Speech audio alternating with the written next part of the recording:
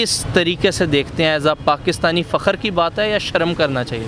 शर्म की बात है, हमें शर्म करनी चाहिए। वैसे इंडिया से हम मुकाबला कर रहे हैं, हर तरफ फ़ौज को आगे लेके आ रहे हैं, क्रिकेट में, हॉकी में, फुटबॉल में, हर चीज़ में।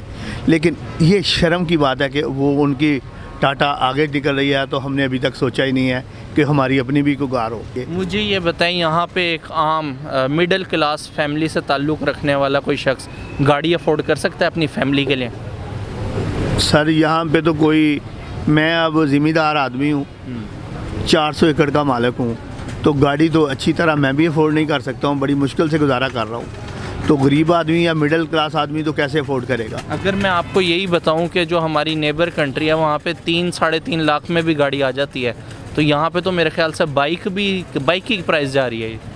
हमारे देखे नहीं, हमारे गाड़ी को तो हाथ ही नहीं लग रहा। तो हमारे जो पाकिस्तान खुद अभी एक कह रहे हैं, बना रहे हैं, अभी मुझे उसका नाम तो ज़हन में नहीं है कि कौन सी गाड़ी, चागान के पता नहीं टागान ऐसी कोई गाड़ी का है, तो वो भी 20 लाख 30 लाख की गाड़ी है, वो भी सस्ती नहीं है, जिसमें कोई एयर बैग भी नहीं है।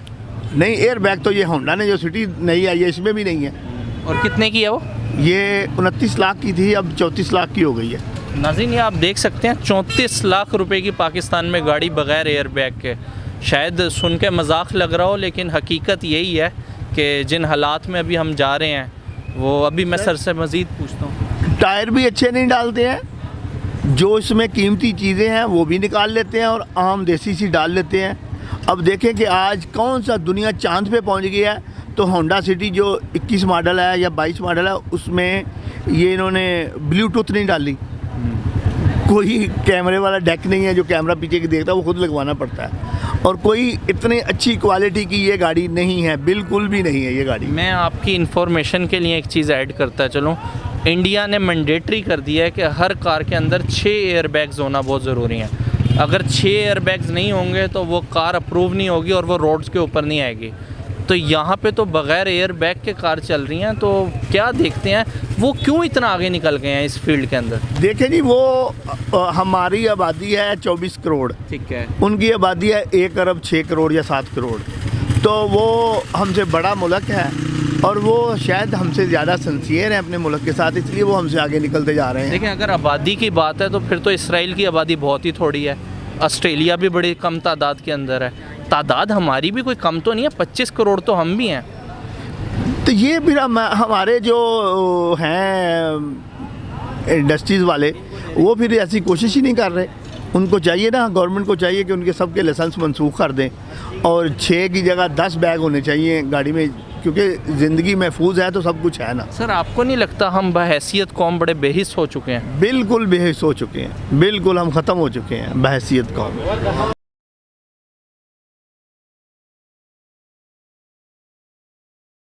India everywhere. बेसिकली उसकी रीज़न्स ये हैं कि जो मैं अक्सर बात करता हूँ कि वहाँ की पॉलिटिकल स्टेबिलिटी काफ़ी स्ट्रॉन्ग है, और उसके बाद जो सेकंड मेजर फैक्टर है वहाँ पे फॉरेन इन्वेस्टमेंट काफ़ी ज़्यादा है, और थर्ड फैक्टर ये है कि जितने बड़े CEOs हैं, जितनी बड़ी कंपनीज़ हैं, उनके जो CEOs हैं वो इंडियंस लगाए जा रहे हैं। अब जब ये सारी चीज़ें कंबाइंड हो के एक जगह पे आती हैं तो फिर हमें कहना पड़ जाता है कि इंडिया हर सेक्टर में आगे जा रहा है। एजुकेशन, एग्रीकल्चर, इंडस्ट्री, स्टील, जिस मर्ज़ी चीज़ की बात कर लें, हम इंडिया ही हर जगह नज़र आता है। अब उस दिन हमने एक फर्नेस इंस्टॉल करवानी थी, और मैं पाकिस्तान में भी फर्नेसें बनती हैं, कहते नहीं जी इंडियन फर्नेस ज़्यादा अच्छी है, इंडिया से इंपोर्ट करवाएं। अब वो क्वेश्चन मेरा ये तब ये था कि वो पाकिस्तान में सिर्फ 2 ही इदारे हैं वो चीज़ें बनाते हैं। मैं कहा इंडिया से क्यों, कहते हैं वो ज़्यादा बेहतर है। अगर किसी ने यूज्ड भी वो चीज़ ढूंढनी हो, वो कहते हैं जी इंडियन फर्नेस हमें ढूंढ के दें, पाकिस्तानी ना दें। अब ये चीज़ें क्वेश्चन मार्क पैदा करती हैं जी कि हमारे ऊपर के हम लोग बाहर की चीज़ के ऊपर एतमाद ज़्यादा कर लेते हैं, अपने ऊपर नहीं करते, हालांकि वो चीज़ यहाँ पे भी। तो आपको क्या लगता है कि जो हमारी मैन्युफैक्चर्ड चीज़ें हैं, क्या वो इतनी ट्रस्टवर्दी हैं कि हम खुद तो ट्रस्ट कर नहीं पा रहे, तो क्या वो इतनी ट्रस्टवर्दी हो सकती है कि एक्सपोर्ट हो सकती? बेसिकली यहाँ पे ना जब आप मैन्युफैक्चरिंग में आते हैं ना, 2 फैक्टर्स काउंट करते हैं सबसे ज़्यादा।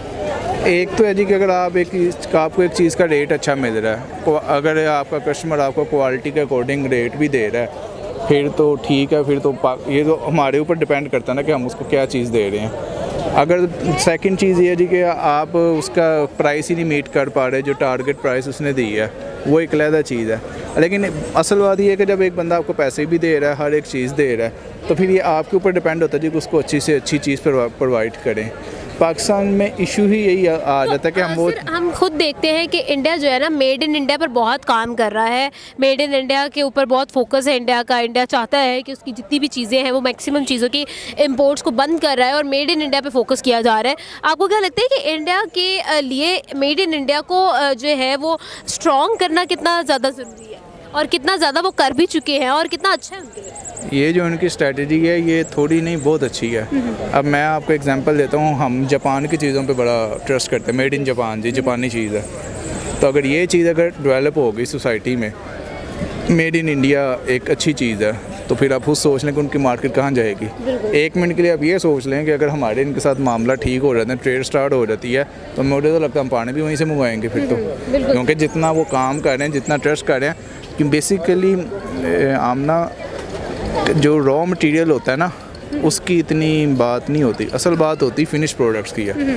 फिनिश प्रोडक्ट्स का जो कस्टमर होता है ना, उसी पे ब्रांड बनता है। कभी भी रॉ मटेरियल के ऊपर ब्रांड नहीं बनते। अब अगर वो अपनी फिनिश गुड्स के ऊपर मेड इन इंडिया लिखवा रहा है, और अगर आप एक मिनट के लिए ये सोच लें कि जस्ट लाइक वो मेड इन जापान की तरह उनका माइंडसेट डेवलप हो गया मेड इन इंडिया का, तो इंडिया कहाँ तक चला जाएगा।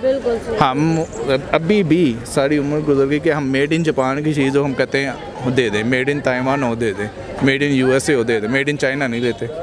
उसकी वजह ये है ना, मेड इन पाकिस्तान नहीं लेते, ये लोकल है।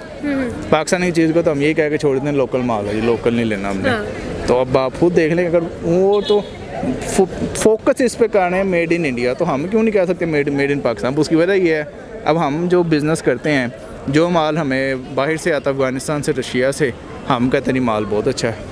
जो लोकल माल होता है हम उसका रेट भी कम होता है, कोई लेता भी नहीं है, लोकल है जी। वो उसकी लोकल का मैं आपको थोड़ा एक्सप्लेन कर दूँ, उसकी वजह इंडस्ट्री बहुत ग्रोथ कर रही है as comparison to Pakistani IT industry.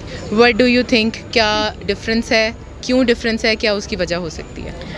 सबसे मेन डिफरेंस तो यही है ना कि हमारी गवर्नमेंट जो है वो इस पे ज़्यादा नोटिस नहीं ले रही, क्योंकि हमारे जो स्टूडेंट्स हैं वो मोस्टली ये होता है कि उनको तवज्जो ही नहीं मिलती। उनके अंदर ग्रूमिंग है, चार्म है IT में, और वो लोग हम लोगों से ज़्यादा आगे निकल चुके हैं IT में, क्योंकि हमारे पाकिस्तान में इतनी नहीं है नॉलेज, नहीं है, हाव नाव नहीं है IT में, तो हम लोग काफ़ी उनसे बहुत पीछे हैं। नहीं, रीज़न तो ऐसी कोई ख़ास नहीं, लेकिन ये कि वो थोड़े से चलो अगर आगे बेहतर हो सकते हैं, तो हम भी कोई कम नहीं है, हम भी उनके साथ इंशाल्लाह कम्पीट कर रहे हैं। हमारी जनरेशन भी कोई कमज़ोर जनरेशन नहीं है, नौजवानों की सब है वो IT में काफ़ी ज़्यादा तरक्की कर चुके हैं as compare to Pakistan, but like we also need to do something in this field. Country में प्रैक्टिकल जो है ना वो कम कराया जाता है, मेरे ख्याल में उसमें इनोवेशंस लाने की ज़रूरत है, तो उससे उसमें इम्प्रूवमेंट आ सकती है। कि इंडिया से जो है 20 CEO गए हैं, पाकिस्तान से एक भी CEO नहीं गया, ऐसा नहीं है।